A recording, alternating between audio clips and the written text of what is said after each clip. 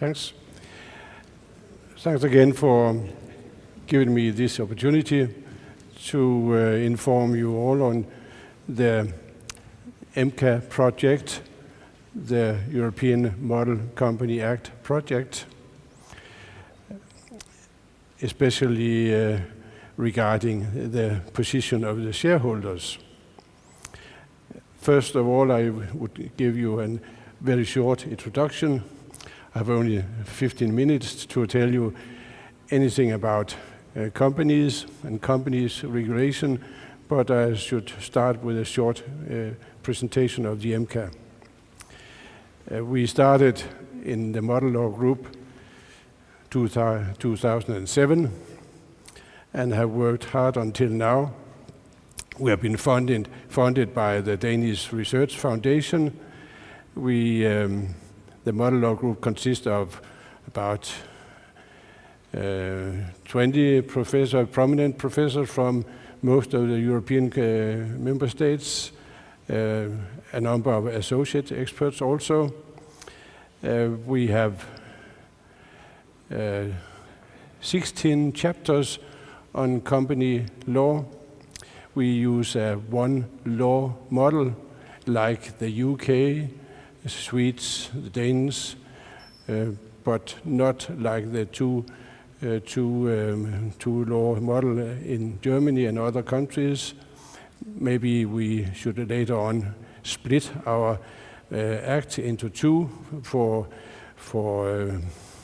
those countries who prefer the two law system. But we have, as I said, 16 chapters, and we are about to finish the first draft. We had some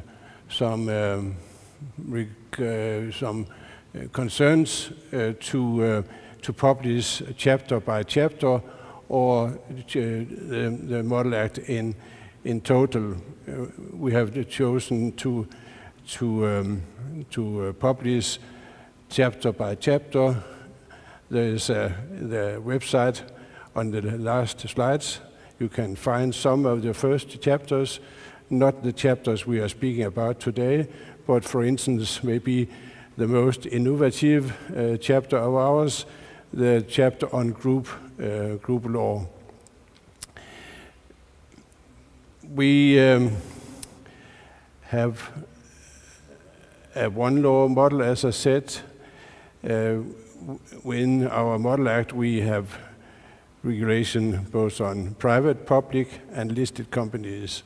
Listening to what we have just heard, we, of course, take into consideration the special needs for small, personal, private companies, even the biggest listed companies. Could it function? Well, we try to make the Model Act as simple as possible, as flexible as possible. We try not to over-regulate, not to have a Model Act with 1,000 paragraphs. On the other hand, not very few. We have to go through. We have gone through all relevant issues. We'll end up with about, let's say, 300 provisions. Fundamentally, we share the view that the Model Act should encourage the shareholders to engage more in corporate governance. But there is some difficulties. I will turn back to this in a moment. One of the thinking we have is how should we divide between Model Act or company acts, or leaving the problems to recommendations to corporate governance codes. I just took one example, what we have talked about several times today or yesterday, the shareholders say on pay rule. It is in in the recommendation from the EU, as you can see. But the main provision that the shareholders should have a say on pay, we think should be in the Companies Acts. And it is in some countries like Denmark, UK, and other countries in the Companies Act. I know that there is differences between the Danish rule and, for instance, the UK rule. The UK rule is more strict. The Danish rule leaves it to the shareholders to decide on the overall principles, but not in detail. I think we should stick on this, not to go too far. But this provision should be in the Model Act, and we prefer in the Companies Act. Other issues like nominee committees, which we heard about yesterday, should be left to the corporate governance codes, and issues like independent directors should also, as we think, be left to the corporate governance codes. Regarding shareholder, we started the Model Act with some general principles inspired by the Finnish Act. One of those is shareholder democracy. Shareholder democracy is a very positive word, a buzzword you may say. Actually, I started inventing a principle on shareholder primacy, but then I found out that it was very challenging word, which somebody could connect with shareholder value in a very narrow sense. Then we changed it to shareholder democracy, meaning that the provisions in the EMCA should promote and support that the shareholders have the best opportunity to monitor the management to make this decision regarding the company. In my Danish textbook about Danish Company Act, in the chapter on general meeting, I start with the sentence, the general meeting is the highest authority of the company. I have always thought that this is an obvious thing to say, but it isn't. If we look at the different management and corporate governance systems in Europe, there is a clear division between the Nordic, the UK system, and, for instance, the German-inspired system. In Poland, we have a severe discussion about the specific question, could the general meeting give instructions to the management, or to the management? In the Polish Companies Act, for instance, it is expressly forbidden. In Denmark and in the Nordic countries, we think that there should be a functional division between how the shareholder the general meeting works and how the management works. Of course, it's the management who run the company, and it should be. But if the shareholder in the Danish and Nordic countries should say, well, the Danish bank, they are going to buy all the Irish banks again. Some of you may know that they did it, and they lost a lot of money. If they intend to do it once again, I think that at least in Denmark, the shareholders should be allowed to say, this should not happen again. The shareholders should not intervene in small, normal business details, of course. So there is a balance that how many decisions, which decisions should be taken at the general meeting and which should be left to the management. There are different positions on that.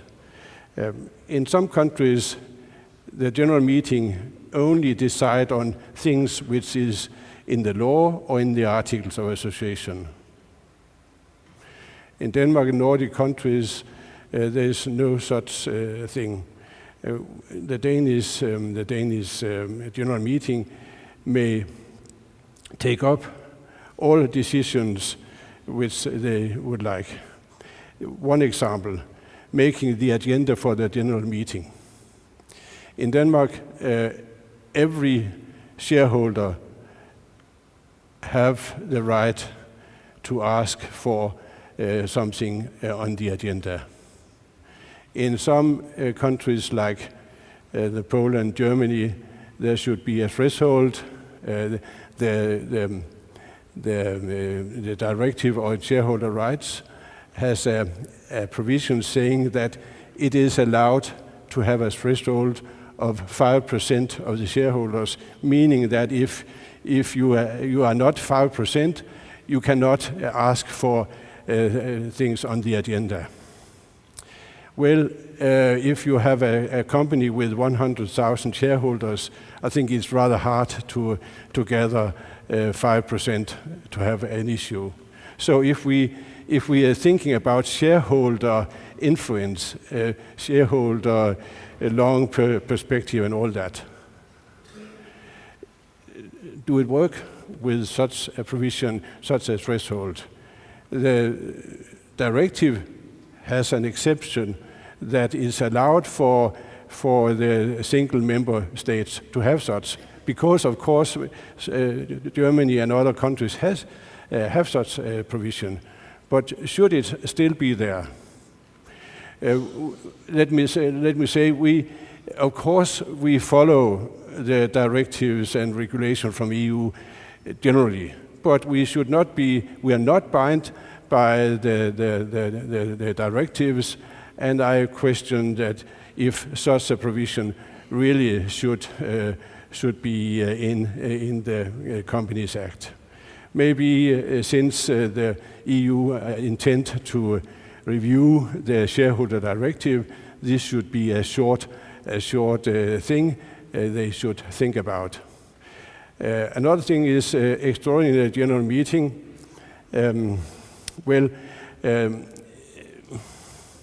It's important that shareholders may call for extraordinary general meetings. Should it be 5%, 10%, or another percent? I think we prefer 5%, like the current Danish Companies Act. It's important. What is also important, who may call an extraordinary general meeting. For instance, the auditor. May the auditor call an extraordinary general meeting? Yes, it's the case in Denmark and other Nordic countries, not in all countries, but even if it's very seldom that the auditor do it, this is a preventing method to avoid misuse of many kinds. There is a discussion about which decision should be taken by the general meeting. As I said, there is a division between the German-inspired Companies Act and the Nordic Companies Act. In Denmark, we do not need to have a special provision on very important decisions, but in jurisdictions where the general meeting only is allowed to take up specific issues, there is a need for a supplementary rule on very important decisions. So, inspired by the well-known German Holzmüller case, we intend to have a provision on very important decisions. It's hard to define which decision is very important. We should have very strict and operational description of what is very important, but we'll try to do it. As mentioned, the say-on-pay rule, I don't think I should say more. A very important thing is, how do we make directors responsible?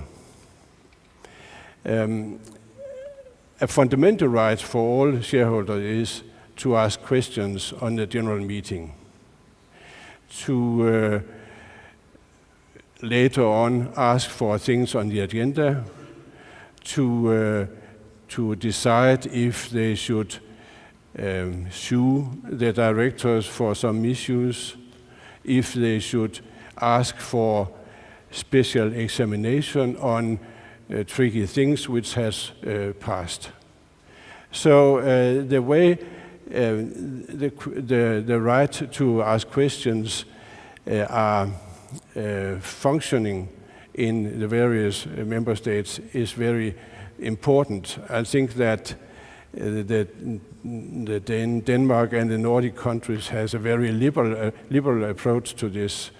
In Denmark, for instance, the well-known steamship company, Maersk company, maybe some of you know it, they have a general meeting each year where the very left-wing politicians comes and ask questions. And he challenged the directors, and he get answers. I don't think anything happens, actually, but it's no problem. It functions. So again, the way this will be treated in the member states is very, very important. We introduce the derivative suit right for the shareholders to sue the directors if the general meeting won't do it because of the major shareholders' resistance or something like that. There is a discussion if derivative suits are functioning well. I know that the UK people, the UK Companies Act has such derivative suit. They don't think it functions very well in the UK. In Denmark, we also have such a rule, and it's very seldom used. But I think that the possibility for the shareholders to sue the directors if the majority of the general meeting won't do it is important as a preventive step. In the same way, most of the member states has some rules on special examination. If something has gone on, something is going on, and we ask questions, we don't get answers or answers which is not sufficient, then we could say, well, then we need a special examination. Again, there is a huge difference between member states. In Denmark, for instance, special examination needs 25% of the shareholders. Again, this is not efficient. 25% of the shareholders in large companies don't function. In small private companies, it's of course much easier to have 25 years. It's a mathematical thing, but other member states has smaller percentage, 5%, 10%. So we have a rule, a provision on special examination based on 5 or 10% of the shareholders. If you want to ask me questions, I'm quite open. As I said, we have a discussion: should we publish our Model Act in total when we have ended it, or should we start publishing chapter by chapter? Much is going on. The Commission works. The Commission sent out action plans and says that they will take a lot of initiatives. So not to be after the Commission, after what is going on. We have started to publish chapters. We try to follow the way the Commission do it nowadays, that we publish it for comments, for public consultation. So if you go into our website now, you will find the introduction, you will find the first chapter on formation, and you will find the chapter on groups. And in the near future, we will find more chapters. Actually, the Lithuanian government has been so kind to offer us to pay for the next and maybe final meeting in Lithuania in December. And I hope that we at least at this meeting could finish a lot of the remaining chapters, which should be published as fast as possible after this meeting. So personally, I have to report to the Danish Research Foundation how far we are, how much money we have spent, how much money we have left, and what we have done. And this should be before 2014. So I put a lot of pressure to my colleagues, Gintes and other colleagues, to finalize. But you know, 20 prominent professors, not including me, of course, they are very, very, very intelligent. They are very, very, very inventive, but they are not hard-working people. In Germany, they have a lot of assistants doing research for them. In Denmark, we are not so privileged to have. I have 2 assistants actually, but yeah. So I'm not quite alone, but still there's a lot to be done, and there is many wise ideas and solutions, and which we have to take into consideration.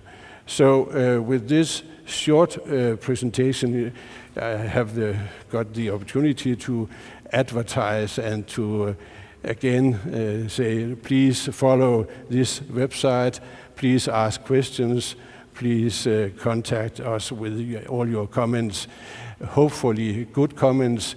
Also critical comments are welcome, not too critical, please. Thanks.